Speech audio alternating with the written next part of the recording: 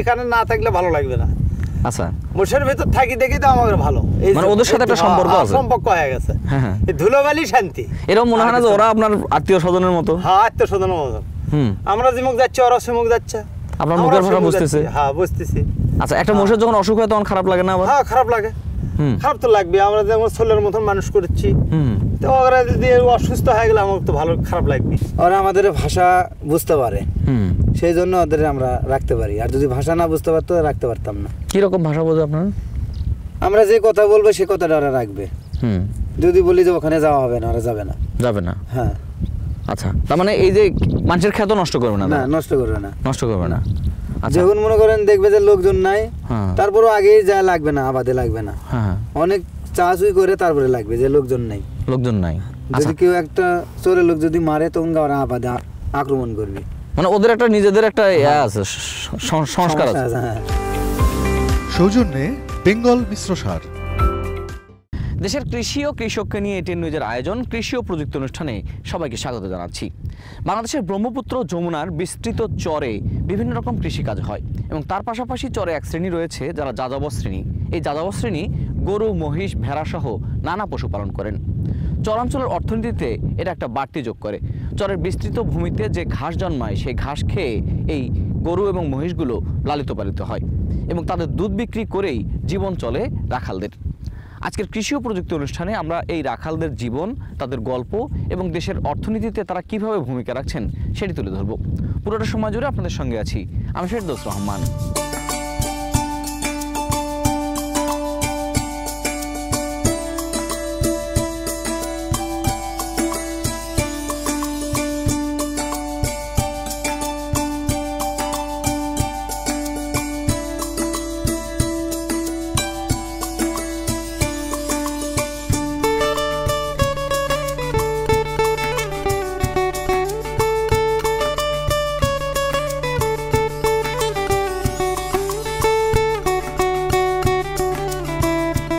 গাইবান্ধার যমুনা ব্রহ্মপুত্র নদী ধরে অসংখ্য চর, বর্ষায় প্লাবিত হলেও শুকনো মৌসুমে এসব চরে থাকে ফসলের সমারোহ। ভুট্টা, গম, মসুর ডাল, পেঁয়াজ, সূর্যমুখী, মরিচ, মিষ্টি কুমড়া সহ নানা ফসল চাষ হয় চরের এসব জমিতে।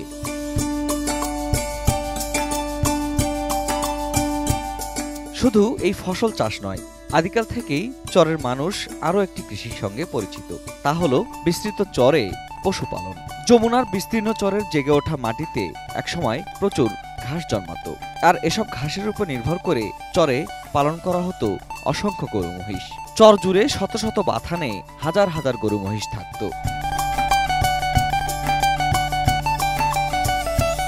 এখন সংখ্যা কমে এলেও সেসব বাথানের কিছু কিছু আজও টিকে আছে। গাইবান্ধার সাঘাটা উপজেলার এমনি একটি বাথানে একদিন খুব ভোরে রাখালদের সঙ্গী হলো এটিএন নিউজের কৃষি ও প্রযুক্তি টিম।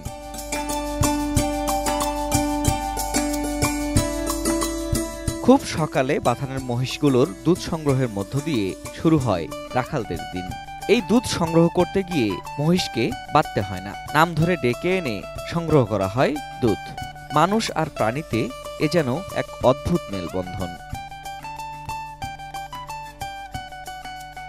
সংগ্রহ করা দুধ বড় ড্রামে ভরে নৌকায় করে পাঠানো হয় বিক্রি করতে। আড়ং সহ আরো কয়েকটি দুগ্ধ প্রক্রিয়াজাত প্রতিষ্ঠান কিনে নেয় বাথানের এসব দুধ।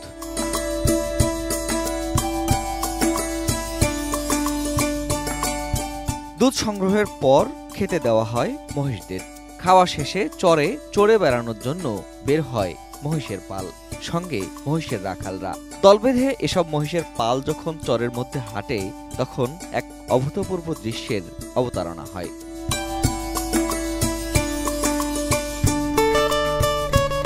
এরপর নানা দলে ভাগ হয়ে ঘাস খায় বাথানের মহিষগুলো। তাদের উপর নজর রাখতে রাখতে বাঁশিতে টান দেয় রাখাল।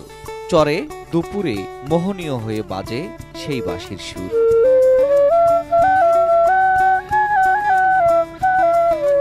একটু বেলা গড়িয়ে এলে মহিষেরা ফেরে নদীতে, গা এলিয়ে দেয় স্রোতস্বিনী নদীতে। আরাম করে দীর্ঘ সময় শরীর ডুবিয়ে থাকে মহিষের পাল।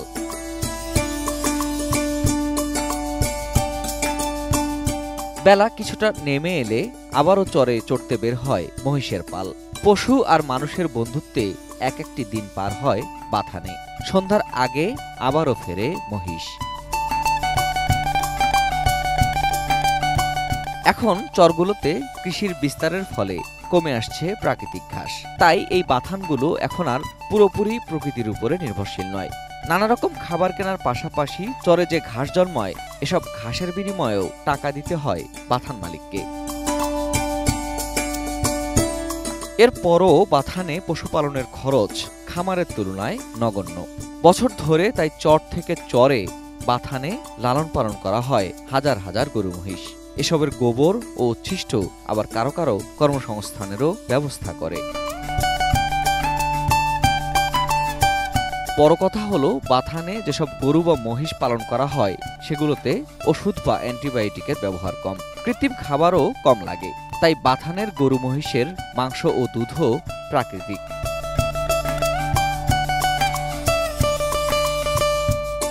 বাথানের রাখাল ও বাথানের পশু একে অন্যের সঙ্গে অবিচ্ছেদ্যভাবে জড়িত। এরা একে বোঝে অন্যকে। মানুষ ও প্রাণীর এই অদ্ভুত সম্পর্ক নিয়ে যমুনা ব্রহ্মপুত্রের চরগুলো কেবল ফসলই নয়, দেশের প্রাণী সম্পদেও বড় ভূমিকা রাখে।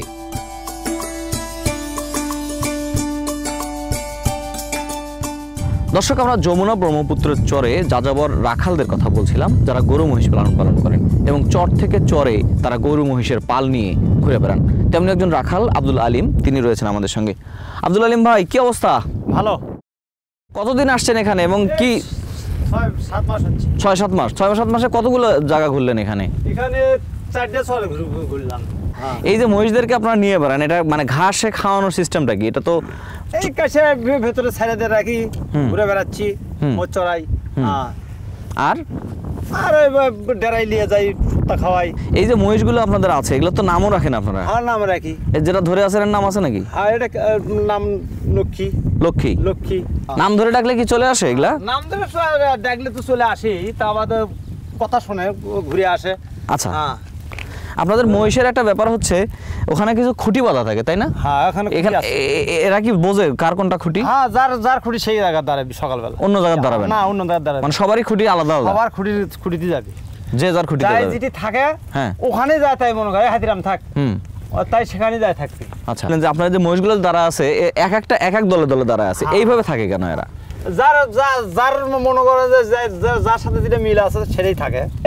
ওটা বেটি, হয়তো তার পেট থেকে আরোটা ছাওয়াল আছে, মানে এর নাতি আছে, নাতি আছে। হ্যাঁ, এর পরিবারগুলো আলাদা আলাদা খন্ড থাকে। মহিষ আপনাদের কতগুলো আছে এখানে? 150 মোষ। 150 মোষ? 150 মোষ। এই 150 মহিষের সবগুলো কি দুধ দেয়? হ্যাঁ, না, এই তো মনে করেন 80-90টার মতন, 80-90টার মতো দুধ দেয়। আপনারা কয়জন আছেন এখানে? আমরা এখানে মনে করেন যে পালে থাকি 10 জন। 10 জন? হ্যাঁ, এই 10 বছর আছে 2 জন। 2 জন। একদিনে কতখানি হাঁটা লাগে? একদিনে মনে করেন যে তাও মনে করেন যে যদি হাঁটে যাইতে না হলে তো মনে করেন যে 10 কিলো যাওয়া যাবে। এই যে ধরেন যে এই জীবনটা আপনার কাছে যেমন বললেন যে পরিশ্রম আছে, ভালো লাগাও তো আছে? হ্যাঁ, ভালো। আমার এখানে না থাকলে ভালো লাগবে না। আচ্ছা, মোষের ভিতর থাকি দেখি তো আমার ভালো, মানে ওদের সাথে একটা সম্পর্ক আছে, সম্পর্ক হয়ে গেছে। এই ধুলোবালি শান্তি। এরকম মনে হয় না যে ওরা আপনার আত্মীয় স্বজনের মতো? হ্যাঁ, আত্মীয় স্বজনের মতো।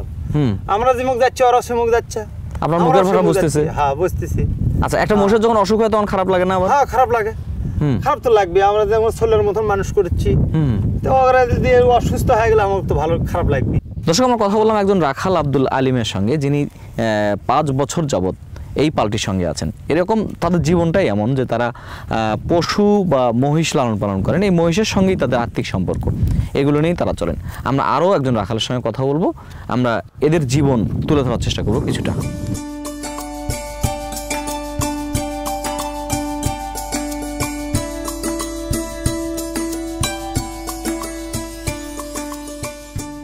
এই যে আপনাদের জীবন, এই যে চরে আপনারা মহিষগুলো চড়ান, কতদিন যাবত আছেন আপনি?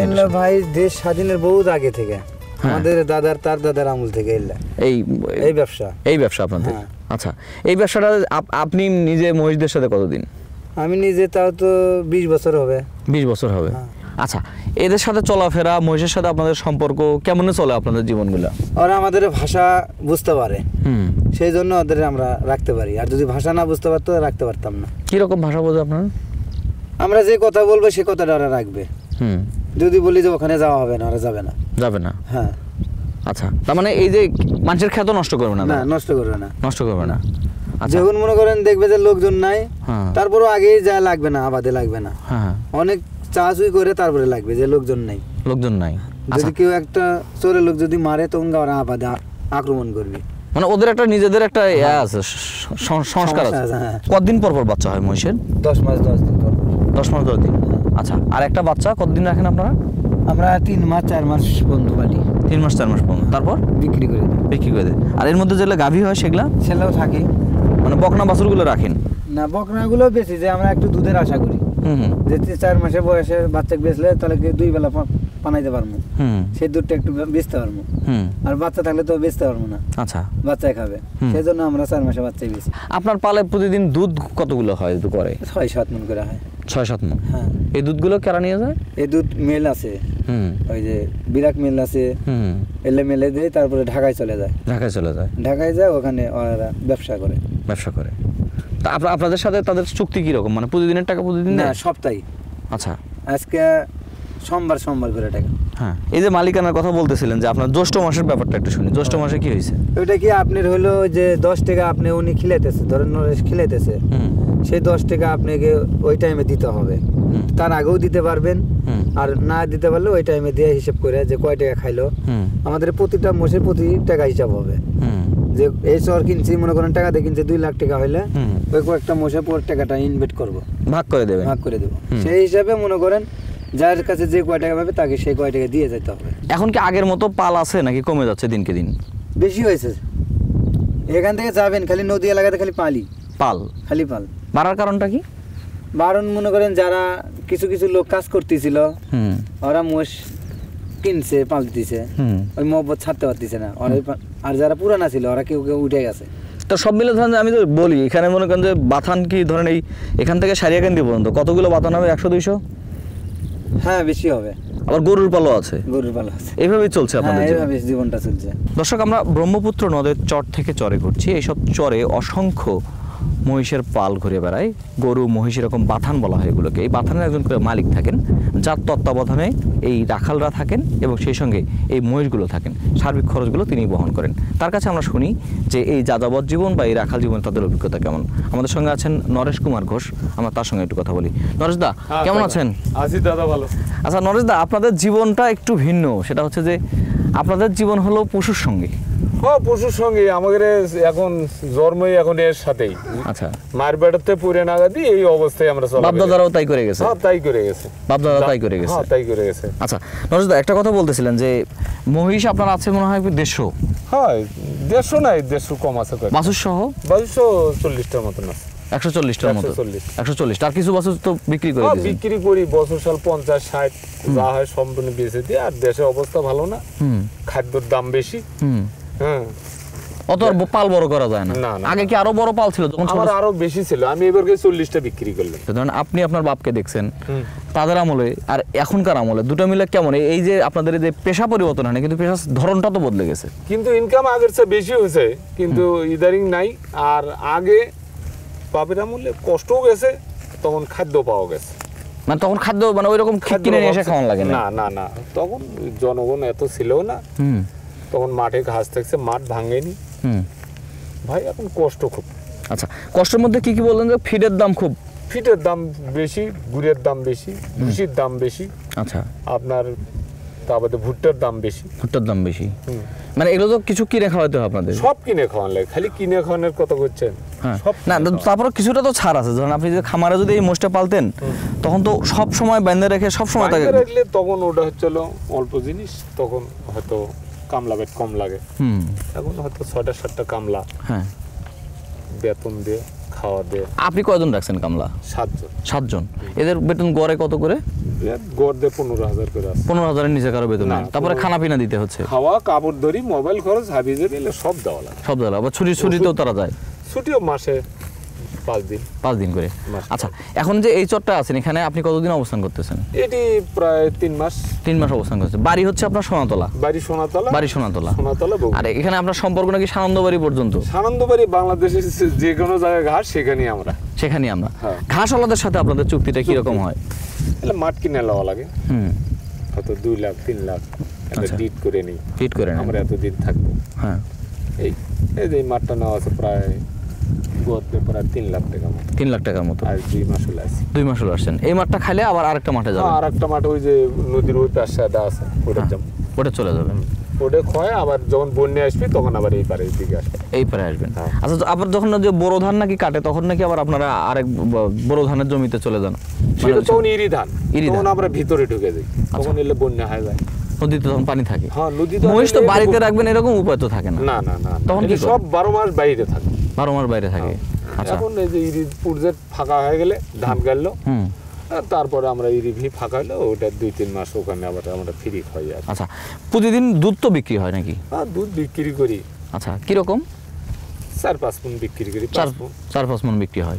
এরা কারা নেয়? কোন কোম্পানি আপনাদের কাছে নেয়? ব্র্যাক কোম্পানি। ব্রাক আপনাদেরকে নেয়। ব্র্যাক। আচ্ছা, এই যে ব্রাক কোম্পানি আপনাদের যে দুধ নেয় তাদের সাথে তো একটা সম্পর্ক আছে, তারা আপনাদের মহিষের সহযোগিতাগুলো কিছু কিছু করে মোটামুটি কিনা? করে, ওষুধপাতি কিছু দেয়, মানে ফ্রি দেয়, হুম ট্যাবলেট টুবলেট, হুম তারপর আপনার ভিটামিন ক্যালসিয়াম এগুলো আমাদের দেয়। দেয়। হ্যাঁ, সেগুলো টাকা টুকে নেয় না। আর হঠাৎ করে রোগ বালা হলে তো আপনাদের ডাক্তার নিয়ে আসতে হয় কি? রোগবাল তো খুব কম, সীমিত রোগ বালা মহিষে কম। কম। প্রতিটা মহিষ যদি একটা ধরেন গড় হিসাব করি, যে ধরেন একটা মহিষে মানে আপনার খরচ কেমন? ওইটার পিছে খরচ হয় 5,000 6,000, এখন তো বেড়ে যাচ্ছে খরচটা, বেড়ে মানে কি 8,000-এর উপরে চলে গেছে। 8,000-এর উপরে চলে গেছে। এটা কি ফিডের দামটা বেশি হওয়ার কারণে? ফিটের দাম বেশি, ভুসির দাম বেশি, হুম, এগুলো জিনিস নিয়ে আর কি পড়তা হচ্ছে না। করতে হচ্ছে না। না, এই যে আপনি ওখানে কিছু দেখলাম যে খড় কিনে রাখছেন, হ্যাঁ। এগুলো কি লোকাল থেকেই কেনা? হ্যাঁ, এটা লোকাল থেকে কেনা, আমি প্রায় 50,000 আইটি কিনছি। 50,000 কিনেছেন। যদি ঘাস বেশি থাকতো তাহলে তো ওটা না, ওটা লাগতো না। ঘাস কমে যাওয়ার কারণটা কি? ঘাস করে যাওয়ার কারণে আকাশে বৃষ্টি নেই, আচ্ছা, বৃষ্টি হলে তাহলে আর এই খের কেনা লাগতো না, এই মাটির থেকে ঘাস জ্বালাতে। তার মানে একটু করে যখন বৃষ্টি হবে তখন এখানে আবার ঘাস, হ্যাঁ, তখন পুড়িয়ে ঘাস হয়ে যাবি, তখন আবার একটু খরচ কমে যাবে আপনার। তখন খরচ মোটামুটি কম হয়। সরকারি সহযোগিতার কথা বলছিলেন। না, সরকারি সহযোগিতা আমাদের করে না কিছু। আচ্ছা, করে এলে করে সরকারের খরচ সহযোগিতা করবি, যারা বড় লোক বড় বড় খামারি আছে তাদের করে। বড় বড় খামারির তো আবার তারা শিল্পপতি। আপনারা যারা এই যে আছেন মালিক, যারা আছেন, যারা বাথানের মালিক আছেন, তারা পারস্পরিক একটা যোগাযোগ আছে না? একটা এরকম সংগঠন থাকে না যে না আমরা এটা চাই সরকারের কাছে, এটা করি? চাই তো, আমাদের দেয় না তো, একেবারেই না। না না না, একবারই আমাদের দেয় না। যেটুকুই খোঁজ নিছে সরকার এডি আমাদের, যাই হোক দেশে মোটামুটি চোর চুট্টে ডাকাত ফাকাত তেললেন নাই, আমরা খুব খুব ইয়েতে আছি, মানে শান্ত আছি। এই পুলিশ বা প্রশাসন কি ওখানকার সহযোগিতা করছে? এই যে হ্যাঁ, ধরুন আপনাদের তো অনেক সহযোগিতা সময় না, ওনারা খারাপ অভিজ্ঞতা আছে কখনো না চুরি না, ডাকাতির? না, বললে করেনি, আমাদের সহযোগিতা করছে পুলিশেরা। হুম, কোনো বিপদে বলে গেলে তারা সহযোগিতা করে। মানে এখানে যে আপনি আছেন এখানকার থানা তো জানে যে আপনার। হ্যাঁ, এখানে পাশে ধরেন সারেগান্ধি আর সাগাটা থানা আছে, ফুলচুরি থানা আছে, হুম, এগুলো থানার সাথে মোটামুটি নিরাপত্তা নিয়ে সমস্যা হ্যাঁ, সমস্যা নেই। নিরাপত্তা আছে আর কি। নিরাপত্তা নিয়ে কোনো সমস্যা নেই। না না না, নিরাপত্তা নেই। সমস্যা হচ্ছে যে আপনাদের এই যে যদি একটু সহযোগিতা করা যেত, মানে খাবারের একটু কম দামে দিত। সরকার থেকে যদি কিছু অনুদান পাইতাম আমরা, এগুলো তো আর দেয় না আমাদের। আমাদের এই যে মাঠে খাদ্যর দাম বেশি, কামলার বেতন বেশি, দুধের দাম কম, হুম হ্যাঁ, এগুলো লস হয়ে যায়। হুম এখন সরকারের ঘরে জানাই, হুম এইগুলো তো দেয় না আমাদের। মানে এগুলো দিলে ভালো হতো। এটা দিলে তো ভালো হতো, মানে খালি ভালো হতো না। আচ্ছা, যদি এরকম লস খেতে থাকে তখন তো বাথান কমে যাবে। হ্যাঁ, কমার মধ্যেই তো গেছি। আমার প্রায় 100-150 উপরে ছিল, এখন আসছে 140। 10 টাইপের কি লস।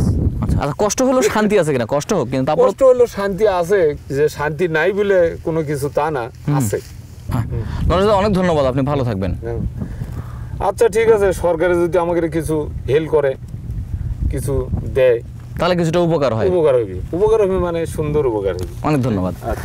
দর্শক, আমরা কথা বললাম নরেশ কুমার ঘোষ, তিনি একজন বাথান মালিক। এরকম শত শত বাথান মালিক রয়েছেন ব্রহ্মপুত্র এবং যমুনা চরগুলো জুড়ে। তাদের একটাই কথা যে তারা নিজেদের খরচ তারা বহন করছেন, এনজিওর ঋণ তারা কিছুটা করছেন, কিন্তু এখানে যদি সরকারি সহযোগিতা তারা কিছুটা পেতেন তাহলে তাদের জন্য অনেকটাই ভালো হতো। এবং এই বাথানে যে প্রাণী সম্পদ আছে, যে গরু মহিষ আছে, সেগুলোর যারা মালিক তাদেরকে যদি সহযোগিতা দেওয়া যেত, নিশ্চয়ই দেশের প্রাণী সম্পদে তারা আরও ভালো করে ভূমিকা রাখতে পারতেন। রাখাল এবং বাথান মালিকদের প্রতি শুভকামনা জানিয়ে আজকের কৃষি ও প্রযুক্তি অনুষ্ঠান এখানে শেষ করছি। সবাই ভালো থাকুন, সুস্থ থাকুন। দেখা হবে আগামী পর্বে অন্য কোনো কৃষির গল্প নিয়ে, অন্য কোনো জায়গা থেকে।